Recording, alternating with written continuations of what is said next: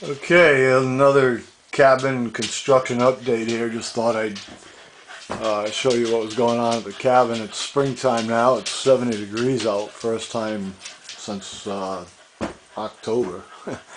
What I'm doing here is I'm putting up some rigid insulation in between my rafters. I used 2x8s for rafters, so that left me 7.5 inches for insulation. And if I put some ProperVent up, which is ProperVent's this like tray, it's a real flimsy, thin tray, about as thick as a styrofoam cup, and you staple it up in between your rafters, and that allows for the roof to vent from the eave to the ridge. Problem is with 2x8 rafters being 7.5 inches, and then if I put my ProperVent up, I would have lost an inch there, so I was kind of stuck with R19, which may have been okay for a little building like this, but I wanted to get up, 26 or 28. So what I decided to do is I picked up some of this rigid insulation. It's 1 inch. It has an R value of 6.5 if you want to get technical, and I glued, let me see if I can get a piece down here or show you up here. Yeah, I glued blocks to it on the upside so that I'll have a 1 inch airspace between my roof deck and the insulation. That'll allow the air to flow. And I'm using it, it's got multi-purpose now. I'm using it as a ProperVent and an insulation. So I'll put that up. That'll take up 2 inches. That'll leave me with 5.5 inches R19. So R19, call it a 6. That's 25. The wood's going to be another 1. That's 26. So at least a 26. R value of 26 out of a 2x8. That's pretty good. Not bad for a roof either. Especially in a building this size. Hi everybody, just want to give you a quick update on the cabin, how it's coming along. Doing my T&G on the ceiling. Decided to go, of course I put the rigid insulation up and use that both as insulation and as a venting, ProperVent. Then I did my R19, fiberglass blanket, and then I decided to go with this bubble foil. Everybody raves about it. A lot of people put it in their floor. I decided I'm going to put it in my ceiling there underneath the pine T&G. And I should do pretty good. My R value with a 2x8 rafters is going to be up around 30, between 28 and 30 I figure, which is really good for for 2x8 rafters. And the important thing is that it's also venting properly, but that's what I decided to do. It cost me a couple $100 extra bucks, but I'm sure I'm going to save that in heat. I'm trying to get away with all winter long using 100-pound tank of propane. They tell me, I've got the tank, I haven't had it filled yet, but they tell me it's 64 bucks, I believe, to fill it. So if I can get away heating this place for the winter with $64, I'll be thrilled. Last year I used less than a 30-pound tank, but I wasn't down here too much. I was down here about once a month last winter, so I think I'll be doing pretty good. And I didn't even have my ceiling insulated then.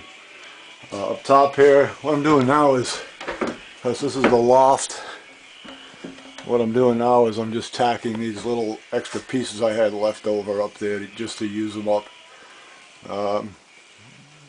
Those are left over from the walls. I'll just stick them up there before I put the foil over it. Run my T&G the rest of the way, and the ceiling will be done. So I just wanted to give you an update, got the cabinets up. I think I told you that, maybe not. Got some shelves going here to the left. I'm going to have a little cook stove down here where this coffee cup is. We have a little cook stove down there, so I decided not to put the cabinet up. I'm going to put some shelves up there. That way the heat from the cook stove won't Won't bother the cabinets. Everything's coming along great. You know, been down here, shoot, I've been sleeping down here every night. Loving it. Very quiet, very dark. It's a hike up to the truck in the morning, you know, to go to work, but, you know, that's the way it is right now. An interesting story, the other night I came down here, it was still light out, and I got down here and just realized that I forgot some water up in my truck that I wanted to bring down. So I gathered up the dogs and we started heading up. About halfway up to the truck, I hear this crashing coming through the woods heading my way. And I'm thinking, what the heck is that? The deer? And then all of a sudden there it was, a big black bear on a full run. And if you ever seen a bear on a run, man, you ain't gonna outrun him. A black bear all of a sudden appeared out of nowhere right in front of me. And I went to grab my gun. I didn't even get my hand on my gun, that's how fast it was. And he ran right in between, right in front of me, right in between me and the two dogs. And everybody just kind of like froze in place. I could see the dogs just extend their legs and freeze. And and the thing never missed a beat. It never changed. It never sidestepped, never did anything. Just came out, ran right between us and off into the woods again. And it was like, holy crap, man. I mean, I never even, all I thought about for like 2 hours was, I never even got my hand on my gun. You know, I wear a 45 down here, and I was like, I never got my hand on the 45. You know, if he'd have jumped on me, I'd have been trying to get my gun out with a bear on top of me. But he didn't want anything to do with us, man. He just kept on going, and that's good. If, like I said, if you've ever seen a bear, I've seen many bear. That's the closest I've gotten to one, but I've seen many bear on a run, and you're not going to outrun them. They're quicker than a horse, believe it or not, out the gate. A bear is faster than a horse for the first 30, 40 yards. And I mean, when you see one running at full speed, you're just going to say, I'd never get away from them. So anyways, quick story.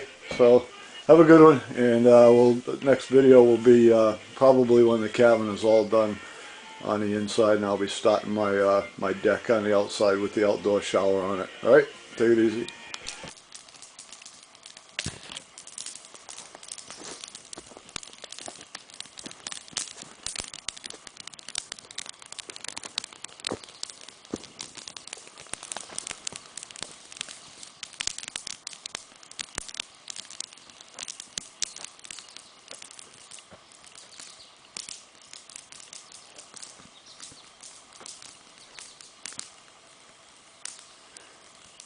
You gotta admit,